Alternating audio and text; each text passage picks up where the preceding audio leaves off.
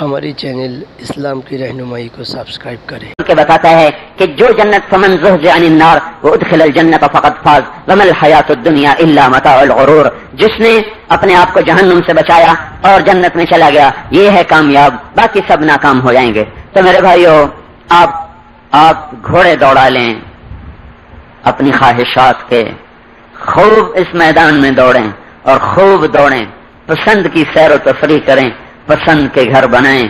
ایک پھندا اللہ نے آخر میں لگایا ہوا ہے جہاں ہم پھنس کے اوندھے منہ گریں گے اور مولوی صاحب سے، شیخ صاحب سے، سیٹھ صاحب سے بدل کر میت میں تبدیل ہو کر کیڑوں کے حوالے ہو جائیں گے۔ وہاں سے آگے ایک زندگی شروع ہوگی جس زندگی کو ابد الآباد کا نام دیا گیا ہے، جہاں نبیوں کا ساتھ ہوگا، اللہ کا قرب ہوگا، ہمیشہ کی لذت اور راحت ہوگی، ہمیشہ کی نعمتوں کے اللہ تعالیٰ دروازے کھول دے گا، کھانے کے دروازے، پینے کے دروازے، لباس کے دروازے، صحت کے دروازے، قوت کے خزانے، ہر چیز کو کامل مکمل اکمل کر کے اللہ تبارک و تعالیٰ دے دے گا۔ پھر ولدینا مزید، پھر یہ نہیں کہ ایک دفعہ دینے کے بعد بس، پھر اللہ دیتا ہی جائے گا، دیتا ہی جائے گا، دیتا جائے گا۔ اس گھر تک پہنچنے کے لیے اور دنیا بھی جنت بن جائے، اسلام ادھورا نہیں ہے کہ صرف جنت دے اور دنیا نہ دے، دنیا بھی بناتا ہے، آخرت بھی بناتا ہے۔ اس کے لیے بھائیو ہم محنت کے مکلف ہیں، جو محنت کرتا ہے سرخرو ہوتا ہے۔ اس کے لیے طریقہ حضرت محمد صلی اللہ علیہ وسلم کا ہے۔ آپ جنت کے لیے چابی بن کر آئے، جنت کی راہ لے کر آئے۔ آپ کا طریقہ جنت کا راستہ ہے، آپ کے طریقے کے خلاف کرنا وہ جنت سے دوری کا راستہ ہے۔ جو حضرت محمد صلی اللہ تبارک و تعالی علیہ وسلم کے مبارک طریقے میں سانچے میں ڈھل گیا وہ جنت کی روشن شاہراہ پہ چل گیا۔ جو آپ کے راستے اور طریقے سے ہٹ گیا اس کو دنیا میں اللہ تعالیٰ چند ٹکڑے دے دے گا، لیکن موت کے بعد ہلاکت کے سوا اس کے پلے کچھ نہیں آئے۔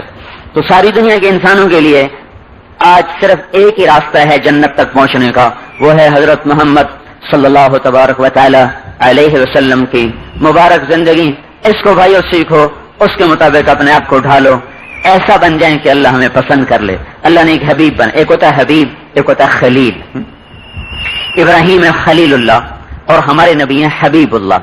خلیل خلل سے ہے، خلیل خلل سے ہے، خلت خلل کہتے ہیں وہاں سے کوئی آدمی میری طرف آنا چاہے تو یہ مجموعے کو چیرتا ہوا آئے گا، اس چیر پھاڑ کو عربی میں خلل کہتے ہیں۔ تو خلیل وہ ہوتا ہے جس کی محبت یوں دل کے پردوں کو چیرتے ہوئی جا کر دل کی گہرائی میں بیٹھ جائے۔ اب یہ نہ گھٹتی ہے نہ بڑھتی ہے، ایک جگہ پر جا کر جم جاتی ہے، اس میں تبدیلی نہیں ہوتی، اس کو کہتے ہیں خلیل اللہ۔ ہمارے نبی کا نام ہے حبیب اللہ۔ حبیب حب سے ہے، حبیب حب، حب دانے کو کہتے ہیں، ان اللہ خالق الحب والنوا، حب دانے کو کہتے ہیں۔ حب حبیب اللہ کہاں سے؟ حب، حبیب اللہ حب، حب کسے کہتے ہیں؟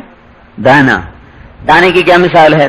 زمین میں کاشت کرو تو فی کل سنبلۃ مئۃ حبہ، تو ایک دانے کو اللہ 700 دانے بنا دیتا ہے۔ اللہ نے مثال دی کہ گندم کے ایک دانے کو کاشت کرو، 7 خوشے، ہر خوشے میں 100 دانے، 700، پھر 700 دانوں کو کاشت کرو، اللہ ہر ایک پہ 700 دانے لگائے گا تو یہ 4,90,000 ہو جائیں۔ پھر ان 4,90,000 کو دفن کرو، پھر ہر دانہ 700 دانوں میں تبدیل ہو جائے گا تو یہ کوئی 50 کروڑ فرض کر لو ہو جائیں گے۔ پھر ان 50 کروڑ کو دفن کرو، پھر ہر دانہ 700 دانے میں بدلے گا تو یہ 50 ارب ہو جائیں گے۔ پھر ان 50 ارب کو دفن کرو، پھر ہر دانہ 700 دانے میں بدلے گا، پھر 700 سے ضرب دو، یہ 50 خرب ہو جائیں گے۔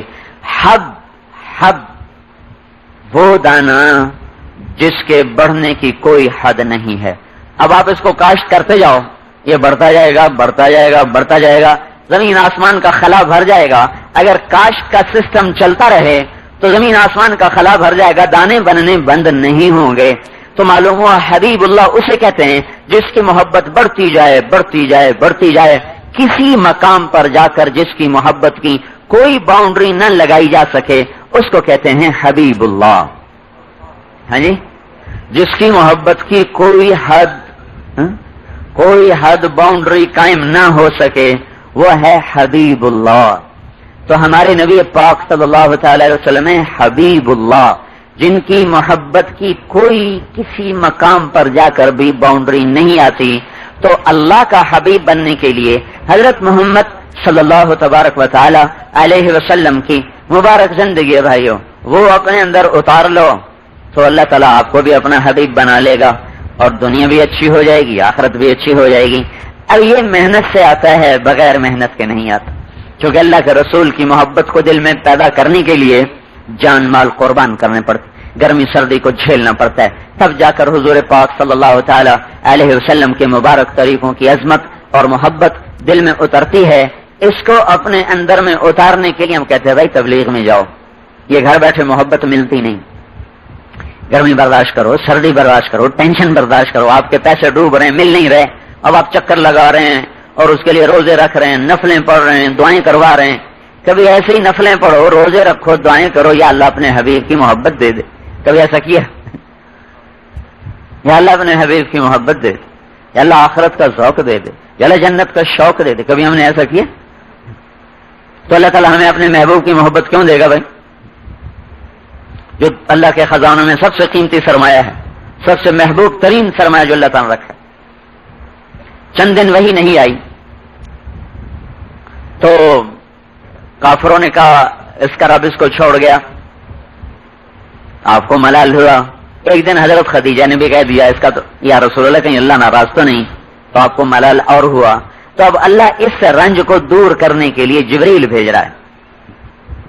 حبیب اور محبوب میں کیا انداز ہیں، ایک چھوٹا سا، میں ساری سیرت کا بیان، تو اب ایک چھوٹی سی صورت ہے، والضحى واللیل اذا سجا ما ودعك ربك وما قلى وللآخرة خير لك من الأولى ولسوف يعطيك ربك فترضى ألم يجدك يتيما فآوى ووجدك ضالا فهدى ووجدك عائلا فأغنى فأما اليتيم فلا تقهر وأما السائل فلا تنهر وأما بنعمة ربك فحدث۔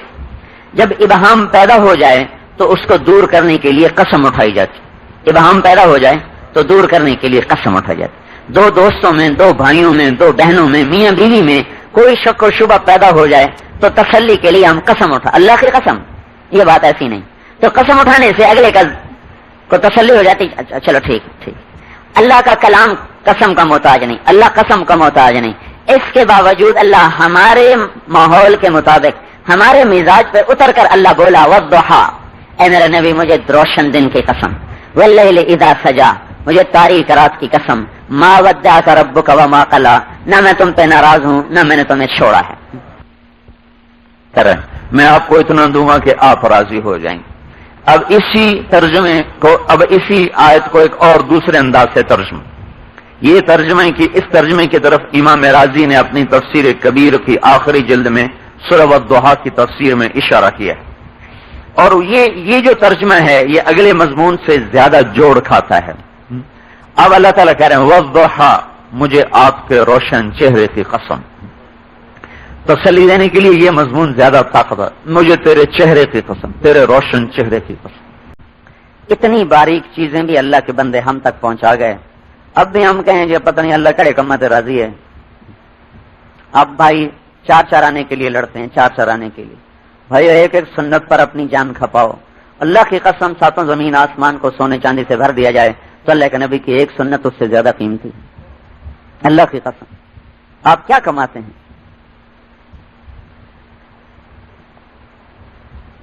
تو وہ عظمت پیدا کرو اللہ کے محبوب کی، والضحیٰ، مجھے تیرے روشن چہرے کی قسم، واللیل اذا سجا، تیرے شانوں پہ بکھری زلفوں کی قسم، ما ودعك ربك وما قلى، کوئی نہیں میں نے تمہیں چھوڑا، کوئی نہیں میں تم پہ ناراض، وللآخرة خیر لک من الأولی، آخرت تیرے لیے بنائی ہے، دنیا تو گزرگاہ ہے، ولسوف یعطیک ربک فترضی، تمہیں اتنا دوں گا کہ تو راضی ہو جائے۔ یہ آیت آپ کی شان میں قرآن میں سب سے بلند ہے کہ سارے جہان سے کہتا ہے مجھے راضی کرو، خود کہتا ہے میں نے تمہیں راضی کرنا ہے، ہمیں کہا مجھے راضی کرو، اپنے آپ کو کہتا ہے میں نے اپنے محبوب کو راضی کرنا ہے۔ یہ ایک انداز آ گیا۔ اس سے اگلی بات، جب آدمی قسمیں اٹھا دیتا ہے پھر بھی کوئی بات رہ جاتی ہے کھٹک اٹک، تو پھر پچھلے موقعوں پہ اپنا معاملہ احسان یاد دلاتا ہے اللہ کے بندے، اور تمہیں یاد نہیں کل تو میں تیرے ساتھ بیٹھ کے کھانا کھایا، پرسوں میں نے تیرے بچے کو تحفہ دیا، پرسوں میں تیرے ساتھ تیرے کام کو گیا، تو یہ ساری باتیں کیا بتا رہی ہیں؟ میں تم سے ناراض ہو سکتا ہوں؟ پھر آدمی پچھلے موقع یاد دلاتا ہے نا، بھائی میں نے یہ کیا، فلاں موقع پہ یہ کیا، فلاں موقع پہ یہ کیا، اب تو سوچ میں تم پہ کیسے ناراض ہو سکتا ہوں؟ تو اب اللہ کی سنو، والضحی تیرے روشن چہرے کی قسم، واللیل اذا سجا تیرے شانوں کے پہ بکھری زلفوں کی قسم، ما ودعک ربک وما قلی، کوئی نہیں ناراض، کوئی نہیں چھوڑا۔ اب اگلی الم یجدک یتیما فآوی، میں نے تجھے یاد نہیں تو یتیم تھا، میں نے تمہیں ٹھکانہ دیا، بھلا میں تم پہ ناراض ہو سکتا ہوں؟ ووجدک ضالا فہدی، میں نے تمہیں اپنی طلب میں پریشان پایا، میں نے تم پر اپنا آپ کو آشکارا کر دیا، بھلا میں تم پہ ناراض ہو سکتا ہوں؟ ووجدک عائلا فاغنی، میں نے تمہیں تنگ دست دیکھا، خدیجہ سے تیری شادی کروا کے تیری تنگیاں دور کی، بھلا میں تم پہ ناراض ہو سکتا ہوں؟ اگلی صورت بھی اسی کا تتمہ ہے، الم نشرح لک صدرک، میں نے تیرا سینہ کھولا، بھلا میں تم پہ ناراض ہو سکتا ہوں؟ ووضعنا عنک وزرک، میں نے تیرے بوجھ ہٹائے، بھلا میں تم پہ ناراض ہو سکتا ہوں؟ ورفعنا لک ذکرک، میں نے تیرے نام کو بلند کیا، بھلا میں تم پہ ناراض ہو سکتا ہوں؟ ایک جمپ اور آگے لگا لیں تو انا اعطیناک الکوثر، میں نے تو ساری جنت ہی تمہیں دے دی، بھلا میں تم پہ ناراض ہو سکتا ہوں؟ تو جو اللہ اپنے محبوب کے اتنے ناز اٹھائے، ہاں ہم اسی کی زندگی کو اٹھا کے کوڑے پر پھینک دیں تو بھائی یاری تو نوی چھولیاں دا وڈ۔ اس لیے بھائیو توبہ کرو اللہ کے دربار میں کہ ہم زندگی اپنی مرضی پہ گزار رہے ہیں، اور گزارو اس کے طریقوں پر جس کے ہاتھ میں ہاتھ دو گے تو پرواز اونچی ہوگی۔ ایک بدو آیا، کہنے لگا اے محمد مسلمان نے تیری 3 باتیں عجیب ہے۔ آپ نے کہا کیا؟ کہا تو کہتا ہے ہم سب تیرا دین قبول کر لیں گے۔ کیوں کریں گے بھائی؟ ہم اپنے باپ دادے کا چھوڑ کے تیرا کیوں کریں گے؟ آپ نے کہا اچھا اور کیا؟ کہا تو کہتا ہے یہ ایران یہ روم سب فتح ہو جائیں گے، ہمارے غلام ہو جائیں گے۔ وہ کہنے لگا ہمیں روٹی نہیں ملتی، تو ہمیں ایران روم کی فتح سناتا ہے، کیسی عجیب بات ہے؟ کہا اچھا تیسری؟ کہا تو کہتا ہے ہم مر جائیں گے، مٹی ہو جائیں گے، پھر اٹھائے جائیں گے، کبھی کوئی قبر سے اٹھ کے آیا ہے بس؟ تو آپ مسکرانے لگے، کہنے لگے اچھا انشاءاللہ تیری زندگی لمبی ہوگی، یہ دونوں باتیں تو دیکھ لے گا، عرب میرا کلمہ پڑے گا، ایران روم فتح ہوگا، باقی رہی تیسری بات تو قیامت کے دن تیرا ہاتھ پکڑوں گا اور تجھے یاد دلاؤں گا کہ تو نے دنیا میں یہ کہا تھا اور میں نے یہ کہا تھا۔ وہ کہنے لگا میں نہیں مانتا، واپس چلا گیا۔ فتح مکہ پہ عرب سارے مسلمان ہو گئے، وہ پھر بھی مسلمان نہیں ہوا۔ حضرت ابوبکر صدیق کے زمانے میں ایران کی فتوحات شروع ہو گئیں، وہ مسلمان نہیں ہوا۔ حضرت عمر کے زمانے میں جب روم ٹوٹا تو اب اس کو ڈر لگا، کہنے لگا او ہو 2 تو ہو گئیں، ہوں بھامے 3 ہو نہ جاوے۔ اب وہ بھاگا اور حضرت عمر کے زمانے میں آ کر اس نے کلمہ پڑھا، مسلمان ہوا۔ حضرت عمر اس کی زیارت کرنے جاتے، اس کے گھر مسجد میں آتا تو اس کا بڑا اکرام فرماتے۔ کس وجہ سے؟ یوں فرمایا کرتے تھے یہ وہ شخص ہے جس کے بارے میں اللہ کے نبی نے کہا تھا تیرا ہاتھ پکڑ کے تجھے یاد دلاؤں گا، اور قیامت کے دن جس کا ہاتھ اللہ کے نبی نے پکڑ لیا جنت میں پہنچانے سے پہلے کبھی نہیں چھوڑے گا۔ تو یہ پکا جنتی ہے، پکا جنتی ہے۔ بھائیو اللہ کے واسطے اپنے رسم و رواج سے ہاتھ چھڑا لو، اپنے ماحول سے ہاتھ چھڑا لو، اپنی ترتیبوں سے ہاتھ چھڑا لو، اس میں اللہ اور اس کے رسول کی اطاعت کی ہتھکڑیاں ڈال لو۔ یہ وہ سحریں ہیں، یہ وہ گجرے ہیں جو کل قیامت کو آپ کو اللہ پاک کی بنائی ہوئی فردوس کے تخت پہ جا کر بٹھا دیں گے، اور ہم اللہ کے نبی کے ہاتھوں میں ہاتھ دے کر اللہ کی قسم کبھی گھاٹے میں نہیں رہ سکتے۔ اللہ یہ جہان بھی بنائے گا، وہ جہان بھی بنائے گا، اور ہر آنے والا قدم آگے کی طرف بڑھائے گا۔ یہ دنیا آنی جانی چیز ہے، کبھی عروج کبھی زوال، کبھی عزت کبھی ذلت، کبھی بلندی کبھی پستی، یہ سودے تو چلتے ہی رہتے ہیں۔